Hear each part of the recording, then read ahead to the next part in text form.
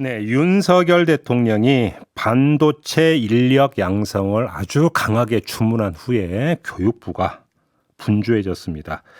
반도체 학과 정원을 늘리겠다, 뭐 이런 대책을 서둘러 내놓았는가 하면 어제는 엄청 큰 토론회도 열었다고 하는데요. 실국장들 거의 대부분이 참석을 했고 교육부 전체 직원의 60%가 뭐 줌으로 이 토론회를 보도록 했다, 뭐 이런 소식이 전해졌는데 이런 움직임 어떻게 봐야 될지 그리고 또 어떻게 해결을 해야 될지 궁금해서 지금부터 차례로 두 분 연결하도록 하겠습니다.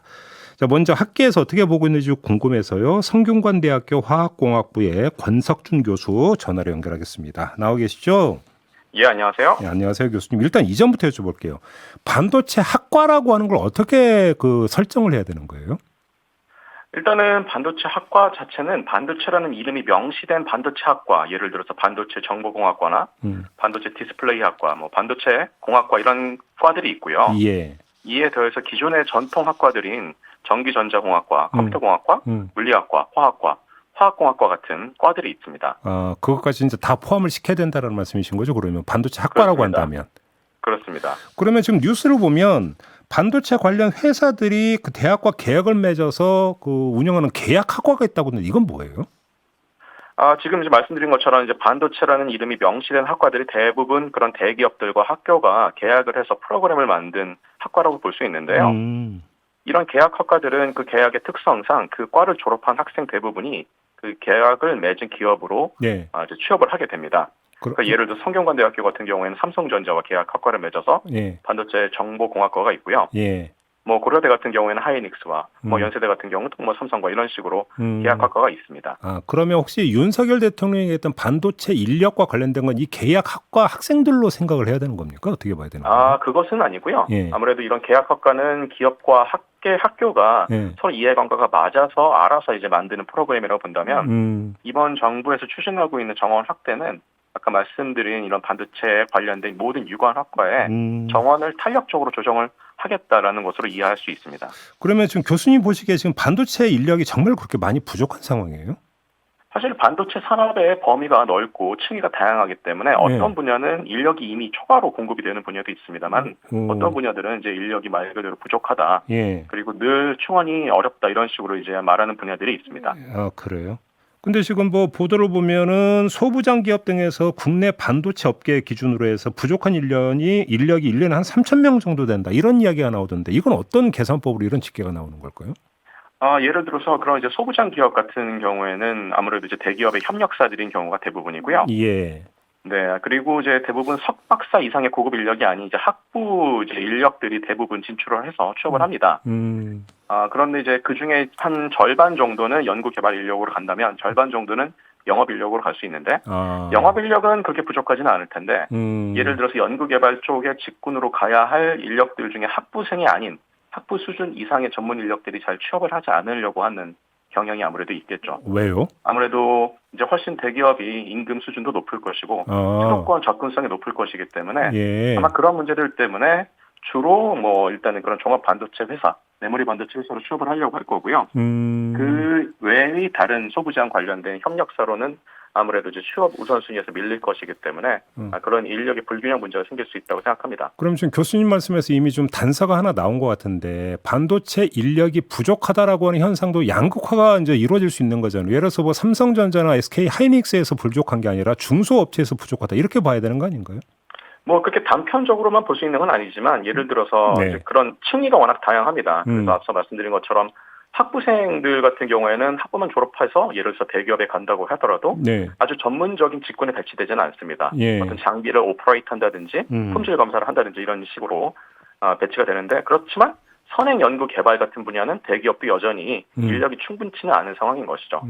그러면 소재 부품 장비 회사 같은 경우에는 아무래도 이제 그렇게 인력의 수준이 대기업하고는 또 많이 차이가 날 것이기 때문에 아마 그런 수급의 문제가 있다고 생각합니다. 근데 지금 그 핵심 인력은 역시 연구 개발 쪽이라고 봐야 되는 거 아닌가요? 그리고 만약에 그렇게 본다면 학부 졸업생이 지금 중요한 게 아니라 석박사급이 중요하다 이런 이야기 좀 나오는 것 같은데. 아무래도 이제 결국은 반도체 산업이라는 것도 계속 성장하기 위해서는 선행 연구 개발이 필요할 것이고요. 그렇다 보면은 당연히 이제 석박사 이상의 전문 인력 양성이 필요할 텐데요. 근데 이제 그런 인력 자체를 양성할 수 있는 뭐라 그럴까, 대학원이 지금 약간 정체돼 있는 상황이고요.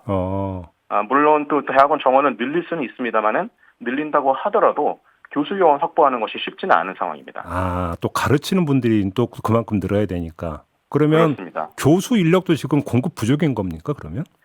아무래도 이제 교수 인력들 중에서 특히 이제 반도체 전공, 반도체를 전문으로 전공하신 분들이 점점 학교로 오시지 않을 수도 있고 아예 그냥 오는 것을 포기하시는 경우도 많이 있는데요. 아무래도 이제 그런 수도권에 있는 연구 중심 대학이라고 하는 일부 대학들이 어떻게 보면 이제 산업 현안의 기술을 해결하는 쪽보다는 연구력을 확장하는 쪽으로 좀 더 이제 많은 투자를 하고 있기 때문에 현업에서 그렇게 경험을 많이 쌓으신 분들이 교수 요원으로 오시기가 쉽지는 않습니다.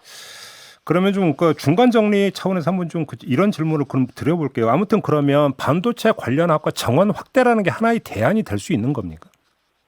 반도체 관련 학과의 정원을 확대하는 것 자체는 아무래도 이제 교육부 소관이긴 한데요. 이게 뭐 잘 아시다시피 수도권 대학들 같은 경우에는 수도권 대학에 어떤 수도권 정비 계획법이라는 법이 있어서 맞아요. 정원을 함부로 늘릴 수는 없는 상황입니다. 예. 설사 늘릴 수 있다 그러더라도 결국은 이게 제로섬 게임이기 때문에 비수도권 대학의 정원은 그만큼 줄어들 수밖에 없겠죠. 그래서 정원을 기계적으로 무조건 늘리는 것은 능사는 아닌 것 같고요.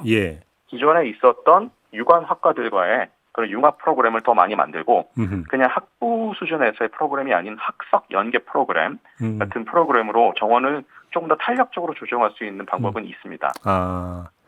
양의 어떤 그 확대가 아니라 뭔가 좀 어떤 시스템이나 질을 좀 정비를 해야 된다 이런 말씀이시네요, 그러면? 예, 그 시점이 굉장히 좀 중요한 시점이 됐습니다, 이제는. 근데 지금 교육부가 이쪽도 좀 파고 있는 걸로 파악하고 계세요. 어떻게 보고 계세요, 교수님? 교육부에서도 굉장히 지금 이런 부분에 대해서 사실 교육부가 굉장히 많은 노력을 하고 있는데요. 이미 이제 작년에 교육부 주관으로 디지털 혁신 공유대학 사업이라는 사업이 있었습니다. 작년에? 이 사업은 수도권의 일부 대학과 비수도권의 일부 대학들이 뭐 7개 학교, 8개 학교 정도들이 이렇게 융합을 해서 서로의 교과 과정을 공유하고 학생도 교환 학생 혹은 이제 교수들도 서로 돌아가면서 과목을 가르치고 서로 부족한 부분을 이제 메꿔주면서 산업계 현안에 더 탄력적으로 대응할 수 있는 그런 프로그램이었거든요. 이제 이미 이런 프로그램들을 이제 교육부에서 작년에 론칭을 하셨고요. 아마 이제 이런 프로그램들을 기반으로 조금 더 이런 프로그램을 더 확대할 수 있는 여지는 있습니다. 그럼 교육부가 이미 그런 프로그램 가동하고 있는데 왜 이렇게 욕을 먹었을까요? 아무래도 이제 그 정도가 충분치 않다 이런 아마 이제 관점이 있었던 것 같습니다. 알겠습니다. 근데 이 정원 확대 이야기가 나오니까 지금 수도권 대 비수도권 이 이야기가 다시 나오고 있잖아요. 조금 전에 교수님도 그 말씀 주셨는데 그냥 정원 확대 한다고 치고 어떻게 해야 된다고 생각하세요? 아무래도 정원 확대를 하면 지금 그렇지 않아도 비수도권 대학들, 특히 이제 그 대전권 이남에 있는 학교들은 그렇지 않아도 지금 정원 충원이 점점 어려워지는 상황인데 만약에 수도권으로 특히나 이렇게 취업이 잘 되는 분야의 정원이 늘어난다 그러면은 더 고사가 더 가속화될 겁니다. 따라서 이런 부분을 저희가 고려를 전혀 하지 않고 수도권 위주로 정원을 확대하는 것이 능사는 아닐 거라고 저는 생각을 하고요.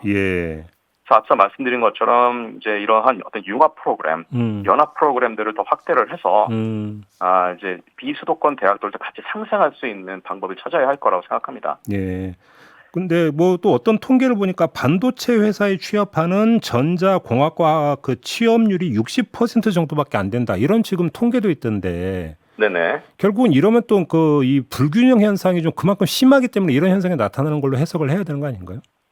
뭐 그것도 그렇고요. 앞서 말씀드린 것처럼 반도체 우리나라에서 말하는 그런 반도체 산업의 클러스터가 서울, 뭐 수원, 평택, 이천, 용인 이렇게 어떻게 보면은 경기도 서울과 경기도 이남에서 주로 클러스터가 형성이 되고 있기 때문에 결국은 이 산업 자체의 중심이 수도권에 있어서 아무래도 이제 비수도권 학생들이 취업이나 이런 뭐 어떤 프로그램에 들어가는 것이 이제 굉장히 상대적으로 어려운 상황이지 않을까 생각을 합니다. 그러면 지방에도 지금 교수님 말씀에 따르면 그런 어떤 그 반도체 산업 클러스터가 조성이 될 필요가 있다는 얘기로 연결이 될 수 있잖아요. 그러면. 그렇습니다만은 예를 들어서 그렇게 클러스터를 이미 뭐 구미랄지 어떤 뭐 부산권이랄지 형성이 되고 있습니다만은 막상 이제 국내 기업들이 그런 클러스터에 투자를 할 만한 모티베이션이 지금 잘 생기지 않는다는 것이 문제죠.